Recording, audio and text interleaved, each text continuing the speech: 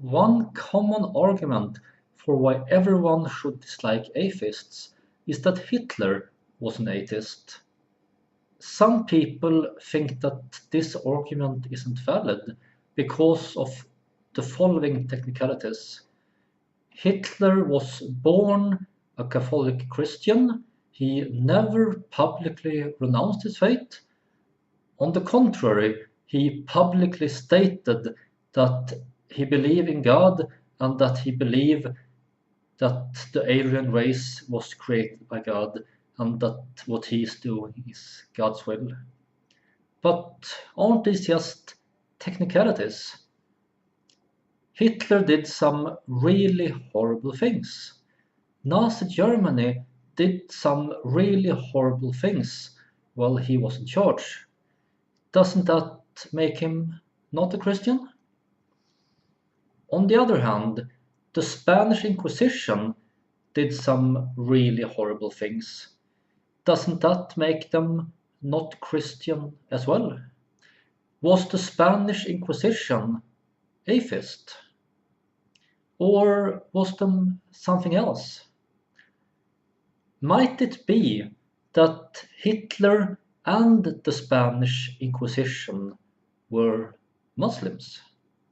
Of course, this doesn't really make sense from a historical perspective.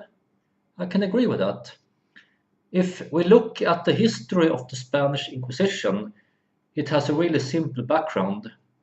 Once upon a time, there were two princesses who were both scheduled for ruling the same country. There was some dispute which princess should have this country.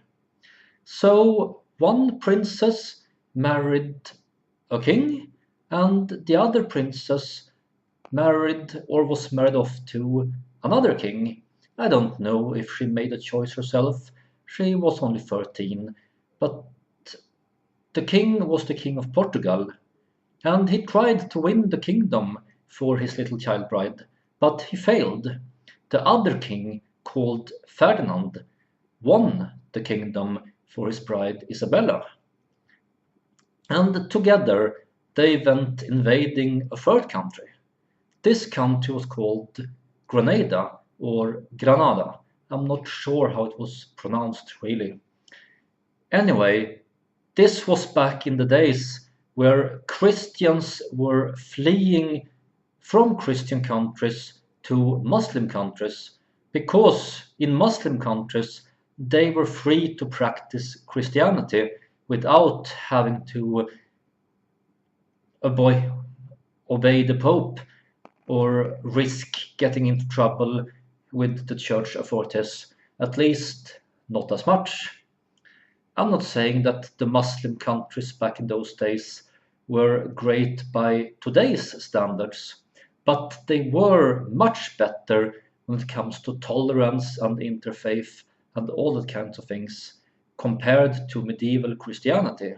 So we had all these Jews and Christians fleeing to the Islamic country Grenada, not to become Muslims, but to be free to have their Christianity or their Jewish faith.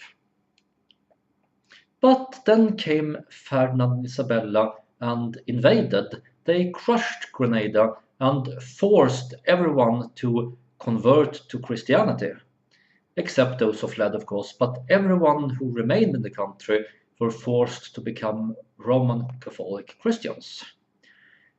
Once their power was established, there started these horrible rumors that maybe not all of these new Christians were sincere. Maybe some of them were actually secretly Muslims or Jews or Christian heretics. And thus, the Spanish Inquisition got started. With this background, why would I claim that the Spanish Inquisition were actually Muslim? Well, because it makes just as much sense as claiming that the Spanish Inquisition or Hitler was atheists. The basis for claiming that Hitler or the Spanish Inquisition wasn't Christian is that Christianity is by definition good. Therefore, if you're not good, then you're not a Christian. And the best argument I've heard for this point of view comes from the author C.S. Lewis. He has written this very interesting series of books called Narnia. I grew up with those 7 books.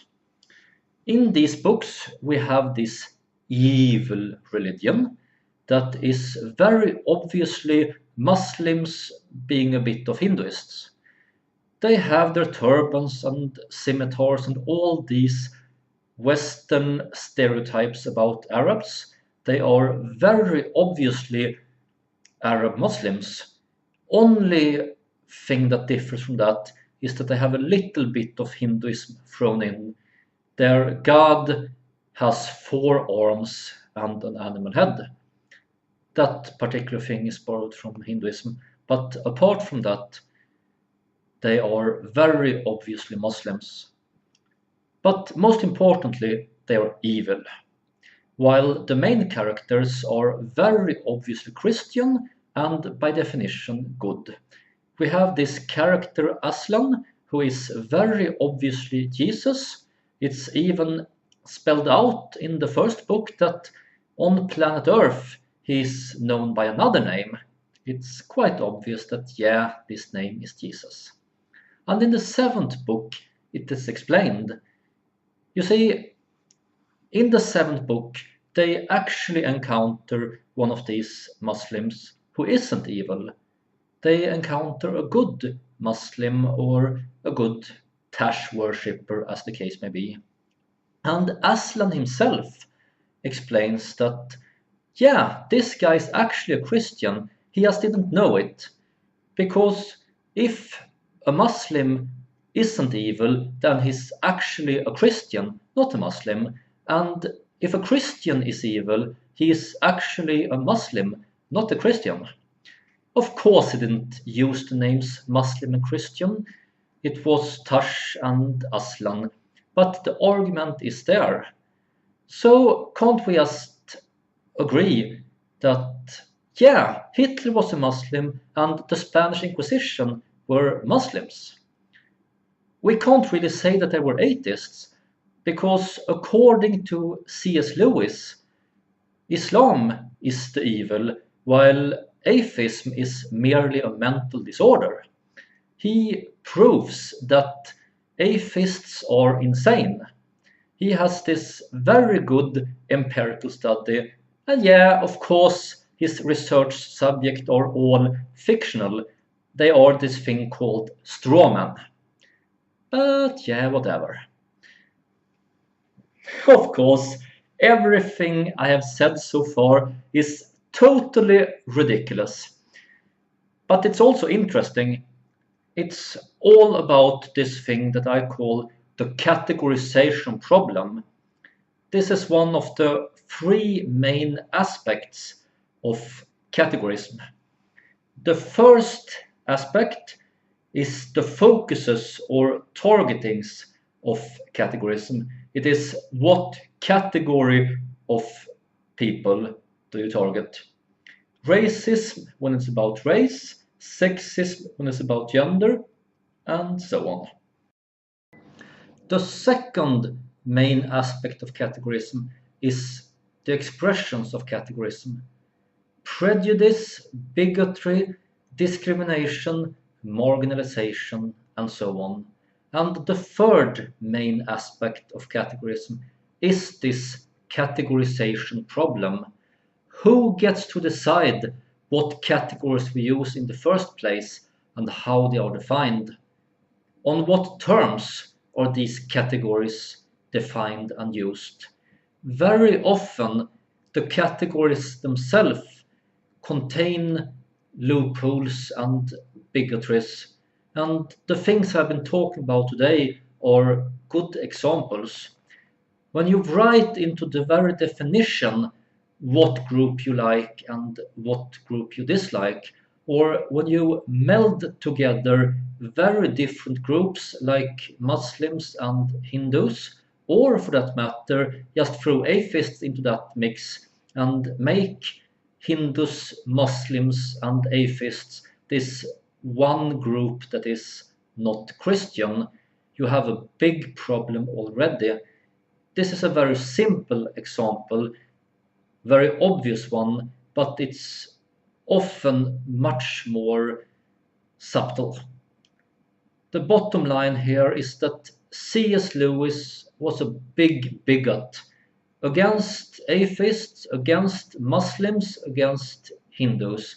He had this big supremacist thing going on about how white European Christians were so superior to everybody else, and everybody should just bow down to them and worship them, and all that kind of shit that we're not very proud about to have as a part of our history.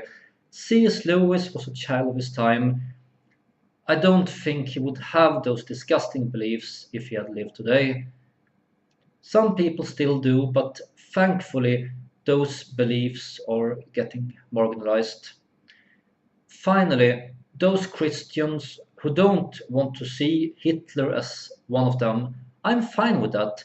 Don't see him as a Christian. Go with that argument that, oh, he's not a real Christian, because according to me, a real Christian is a good person. Very well, but be consistent. If Hitler wasn't a real Christian, then Osama bin Laden wasn't a real Muslim either. Make up your mind. It's both or neither. You can't have it both ways.